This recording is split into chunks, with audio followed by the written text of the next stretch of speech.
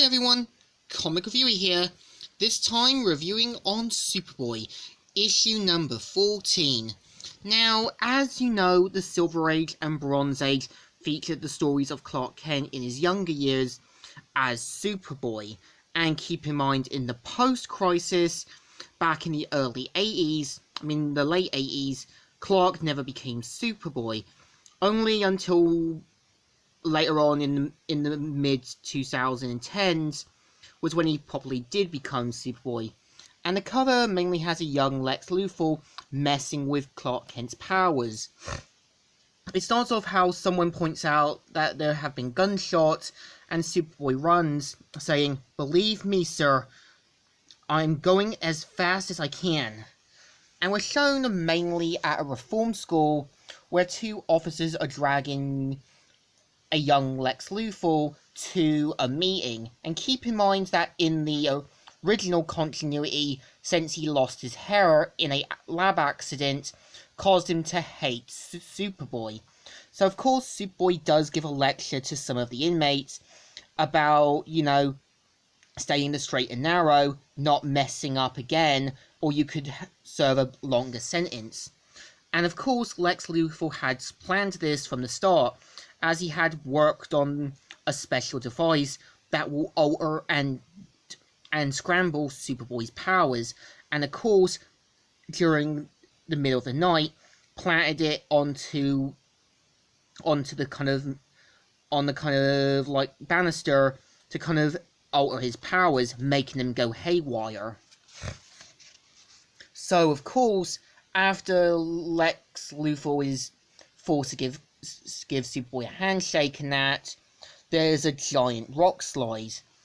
And of course, Superboy flies into action with the others watching. So of course, Lex Luthor thinks it's gonna work.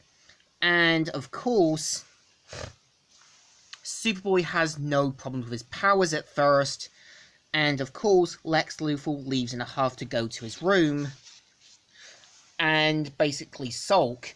Later on in the evening, he decides to take the device and throw it away, calling it a failure. So it's shown at the Kent's house, where Martha's trying to defrost the fridge, but Clark offers to do it, and says, "A quick dose from both eyes will do the job in a jiff." And of course, this is the start where his powers go haywire, and of course, has to quickly get into action and throw the fridge straight in the air. And of course, leaving Jonathan and Martha Kent quite shocked at what happened. But of course, he points out what happened to the fridge. He had to throw it deep into the sun. And of course, they're not bothered by it, but do want to know what's been going on with his X-ray vision. So of course, we see the next day where Officer Parker explains to Superboy that a decoy truck is carrying money. So of course, Superboy uses his X-ray vision, and of course, Officer Parker is left shocked as it's made vulnerable for other criminals. And of course, Superboy offers to fly it off to the next town, which is a banking area. And as soon as Superboy flies it, he ends up going deep underground, and realizes that his powers are starting to get out of control. So of course decides not to use his powers after realizing that they're too dangerous. And of course mainly uses his super speed, and as soon as he makes it to Smallville, some criminals see him, try to run him over, but end up getting busted. And the criminals escaping, saying, "We'll have to split up and floor it." And of course, the police officers arrest the criminals and wonder where Superboy is. So of course there has been news reports about Superboy patrolling on the streets and asking what's been going on. So of course Lex Luthor realizes his plans worked, and that he needs to destroy his superpower dislocator, and of course unaware he's being watched, and in the junkyard finds the device and plans to bash it into smithereens. So of course, luckily Superboy finds Lex Luthor and figured out that Lex was behind this, and does try to reason with him to stop him.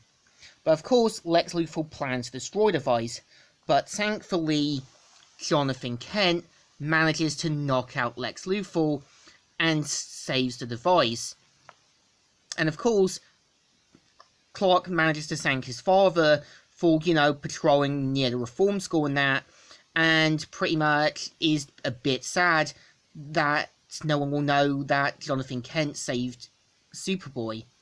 So of course, they mainly talk, saying that hopefully one day Lex may come back into the light, with one saying, "Only destiny knows the answer to that, son."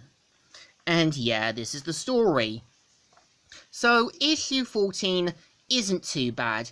It's just the standard Bronze Age Superboy story, where we kind of see Clark's adventures in Smallville, and more of that message that Lex isn't going to change, and that the message is, no one can be properly redeemed. So the issue deserves a thumbs up. Still good, and still alright. So, Comic Reviewer here, signing out.